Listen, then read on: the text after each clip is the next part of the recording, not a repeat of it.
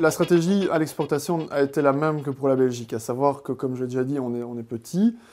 et qu'on veut avancer progressivement en termes de budget. Donc on a toujours privilégié des moyens, ce qu'on appelle de la guérilla marketing, donc des moyens avec beaucoup d'impact, un peu le terme buzz, mais sans aller jusque-là, mais qui demandent peut-être beaucoup plus de temps humain, après journée, pendant le travail, mais qui par contre nous permettent d'avoir une meilleure maîtrise du budget. Le référencement en fait partie. On travaille énormément les descriptions de nos produits, la manière dont l'information est structurée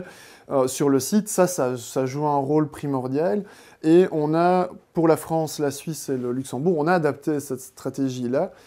que ce soit avec des noms de domaine, que ce soit également dans la manière de libeller les termes dans les descriptions pour correspondre au vocabulaire de nos clients à l'exportation. Ça, c'est un point important parce qu'un Français ne décrira pas un mob de la même manière qu'un Belge. Or, dans les moteurs de recherche, on va pouvoir répondre aux deux attentes. On a également pas mal travaillé pour justement améliorer au début notre visibilité en attendant que le référencement s'améliore dans ces pays-là. Travailler avec des campagnes publicitaires, mais très très ciblées, de type AdWords ou sur des réseaux sociaux comme Facebook, mais en essayant vraiment de trouver des niches où il n'y avait pas encore beaucoup de concurrence et où on savait que pour nous, si on arrivait même déjà à se faire une place dessus, vu la taille de ces marchés-là par rapport à la Belgique, ce serait déjà significatif pour nous. Et dans ce cadre-là, les réseaux sociaux ont joué un rôle très important, surtout Facebook,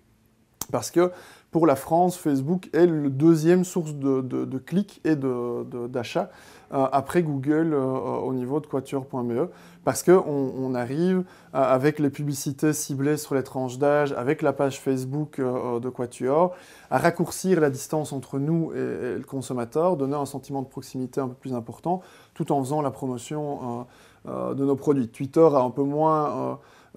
fonctionner, mais on l'emploie par principe. Mais clairement, le référencement et Facebook au niveau de notre type d'activité a été deux moyens très importants pour l'exportation. Et le dernier, c'est les newsletters, mais là c'est plus dans le cadre d'une fidélisation quand ils sont déjà clients, où là on n'a pas prétention de pouvoir faire chaque fois nos newsletters